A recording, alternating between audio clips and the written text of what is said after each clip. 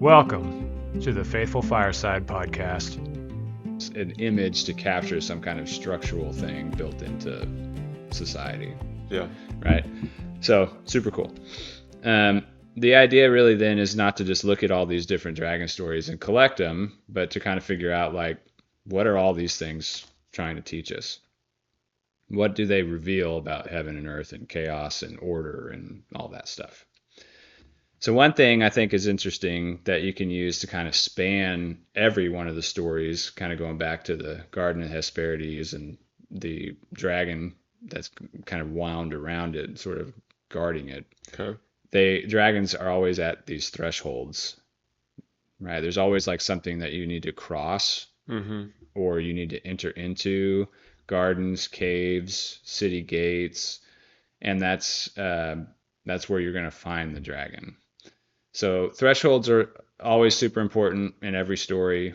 You know, wrote that article about like Mr. Miracle and crossing thresholds between planets being similar to like crossing the threshold between sacred geography of the sea, the surface of the sea, and the land and the air. Okay.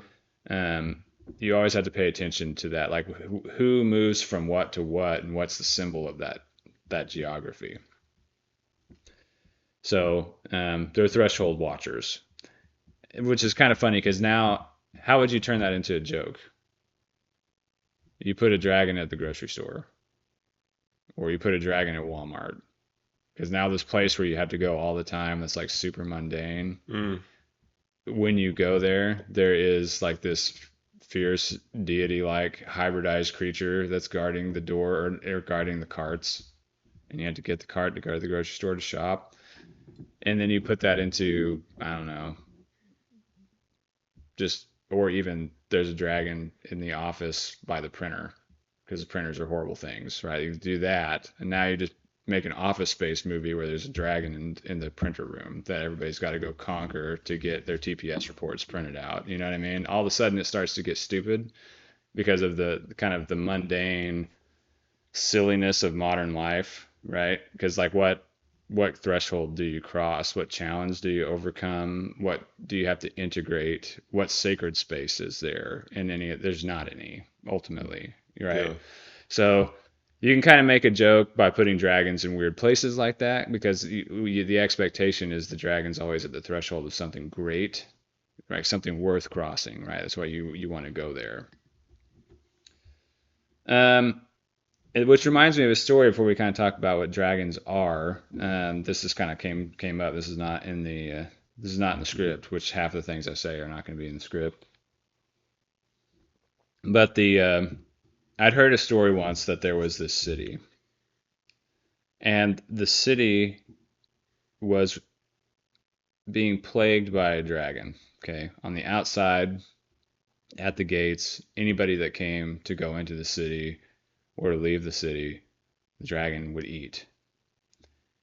And our main character in the story is actually the Buddha. When I heard this story, it was about the Buddha, who is traveling between various cities and, you know, meeting with people and sharing wisdom. So when he comes to the city, he sees like the devastation and the dead people that are left, like the remains, and this dragon who's eating everyone who's trying to go in or come out. And the Buddha says, basically, dragon, this is horrible. I forbid you to do this, right? Like, you can't just kill everybody that wants to go in and out of the city. So the dragon listens to him, and he says, okay, you know, I'll reform myself. So the dragon stops eating the people, and the Buddha goes on his way. So it comes to be, you know, some amount of time later that passes, and the Buddha remembers that his friend the dragon was reformed, and he had decided he wasn't going to eat any people anymore, and the Buddha's just kind of wondering, I wonder how dragon's doing. So he decides to go visit the city. When he goes to visit the city, the dragon is in poor shape, super beat up. There's people walking all over him to go in and out of the city, just stepping on him, crushing him, pulling the scales off, right? Bending his dragon whiskers, all that stuff. And the Buddha says, dragon, what happened? this is not good. And he said, well, you told me I couldn't eat any of the people anymore.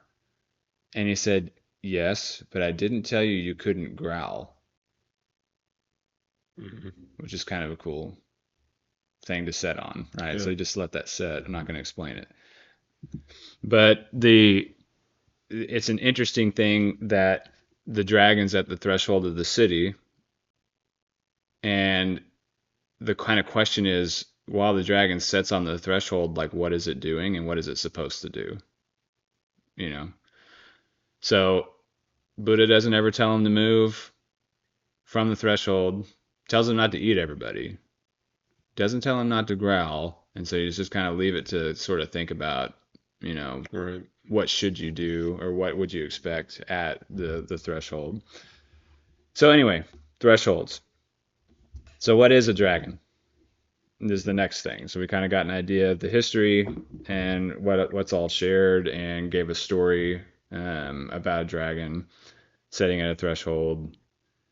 Gives you a little bit of an idea of their function, to guard things, particularly things that give life. But then what they actually are is a different question.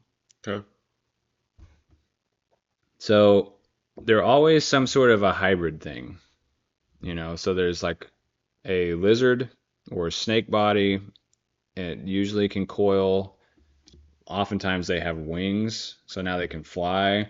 So they're like a creature of the earth, which we use the term like chthonic from like the Greek idea of like earth god, earth deities, or the underworld. And then the bird is like a sky creature. So they're spanning the ground and the sky. So they have this heaven and earth link between them, typically in the symbolism.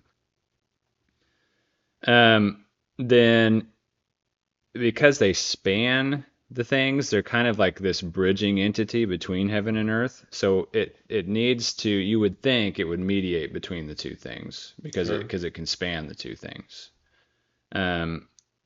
But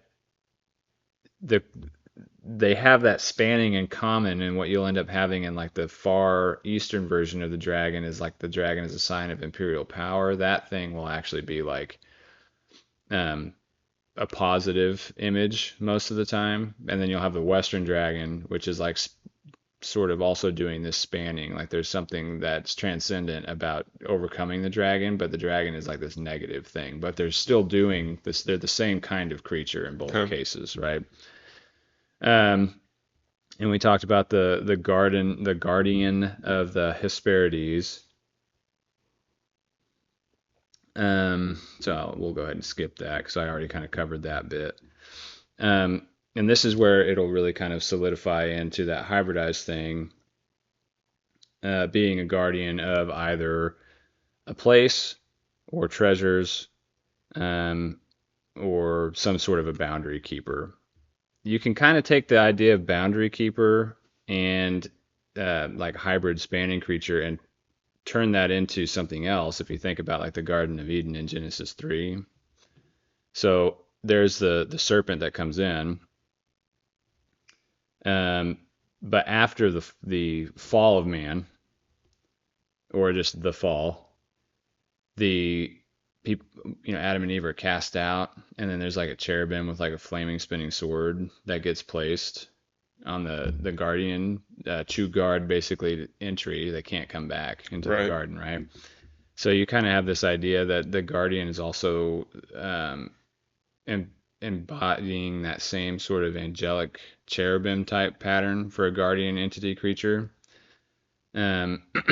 So this kind of gets into that if you're a threshold guardian, are you going to just be sitting on what you're guarding in the threshold, or are you going to mediate what should be coming out of like your protected sphere into the world? Mm-hmm. When that's going to kind of flow into what we'll talk about a lot in the next episode, when we're kind of trying to apply some of this imagery to our life.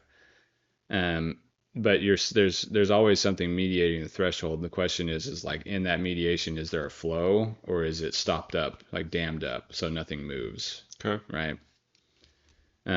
So dragon, then the kind of mixed image of earth and sky that sits on a threshold, which is a mixed place that has the power of mediating between like the blessings that come from heaven down to earth. And with that power, the question is, does the dragon stop it up or let it flow? Okay. Right? Okay.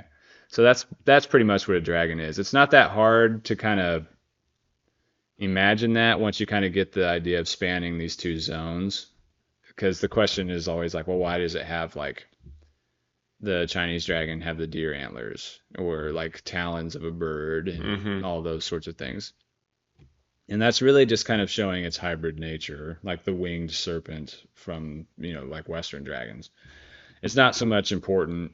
It's not that there's no meaning. There is meaning about the selected pieces, but the thing that is at the highest order importance is that they're all this blended creature that is spanning earth and sky. Yeah. So you can choose kind of whatever parts you want for your sub meanings in a dragon you design, which is kind of cool. But they all have that one thing in common, right? I'm trying to kind of link why all dragons are the same thing, more so than there's an Eastern dragon and there's a Western dragon and they're not related. They're very much related. Sure. The symbolism is very much the same. It just may have different emphasis, or there may be different directional flow in the image, like inward versus outward, but they're the same thing. So there's a bunch of dragons in the Bible. Genesis 3, which I just mentioned, is a serpent. So people often will like imagine like the lizard men that run the government being the serpent that is in, the garden. Yeah. And so they've got arms and legs or something weird like that. And I think I don't know that this is right, but I think it probably makes more sense to imagine that the serpent had wings in this scene. And so when God dooms the serpent basically to walk on, to crawl and slither on its belly and eat dust, which is effectively what he was trying to do because, dust is man, right? So you'll walk around and do what you were trying to do and eat dirt all day, right? There's an irony in that punishment. But I think it makes more sense to say that God stripped the wings off of it more so, because I think it is cooler to use that image. But the main point is the serpent as a tempter is going to evolve in the image to be more like specifically dragon-like when we talk about these things later in the Bible anyway. Okay. So whether it has wings or not, the serpent is talked about as the great dragon in Revelation. So the scriptures are interpreting themselves as to what this kind of serpent would be like. So it's interesting too that the serpent in Genesis 3 is like, tries to get her to grasp at divinity or try to grab knowledge before they're ready. Because I think that ultimately the knowledge of good and evil would have come to them in the right timing. There's a lot of things about like the fall or in the Enochic tradition of literature is that something was given to you before you were ready. Like the Watchers teaching people about like metallurgy and cosmetics and a bunch of different things that are used for warfare or bad purposes. Mm-hmm. Not that they in themselves are necessarily bad, but it's like mankind wasn't ready for this technology. Oh, okay. So because the Watchers or renegade angels gave this technology too soon, there was a bad result. I see. The most recent one of those, well, maybe not the most recent, but one of the most culturally significant ones that we might think of nowadays is like birth control, right? So as Catholics, we're anti-birth control. Right. But the result of birth control being invented, I think back in like the 20s is when they initially had a functioning birth control. Really? 20s or 30s, yeah. But that always takes time to seep into the ground level. But I think that you could make an argument based on this same pattern that we weren't ready for birth control, so the result of that was the 60s and 70s. I see. Right. The sexual revolution. Yeah. It wasn't something that we technologically could handle. So there was this huge outcry and countercultural uprising. And I think you can tie those things together.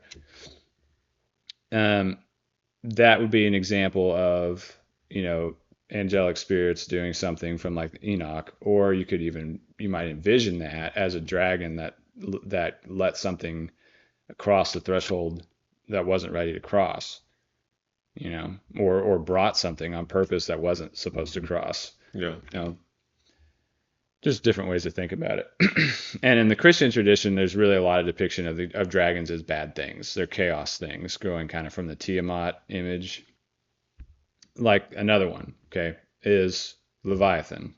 Mm-hmm. Leviathan is the sea dragon that is subdued by God. It typically is depicted as a rebellious force, but God sort of like pets it on the head, and it's his, it's like a horse he breaks. It's no threat, but it's used in imagery in the Old Testament to basically help put people in their place, like in Job. And the idea is God can subdue the great dragon that twists in the seas so that the waves happen, making all of that unmoving water, or that unfixed water. It's continually moving. And so that would be one. Leviathan's a dragon. The sea dragon forces boundaries, right, by kind of creating these waves and this uninhabitable space. And the inhabitable space, there's a line that gets created from the sea, where it touches the land. Then in Revelation, right, there's of course a great dragon, the ancient serpent, who is called the devil and Satan, which is interesting because it's either the devil and Satan, and saying this great dragon, the devil and Satan are all the same person, or the great dragon is the devil and Satan is someone else. And it's not exactly clear, which is kind of cool. And so that is like the depiction of the rebellious angel that gets swept down from the sky. So there's lots of kind of dragon serpent imagery that gets used. There's others that aren't like the serpent and Satan being tied together, or serpent and a chaos force being tied together. There's also serpents that are used for healing, which is in Numbers, right? So there's these venomous snakes that get let loose in the camp, and they're biting people. And God commands Moses to raise up a bronze serpent, right, on a staff, which is prefigured type of Christ, right, being crucified.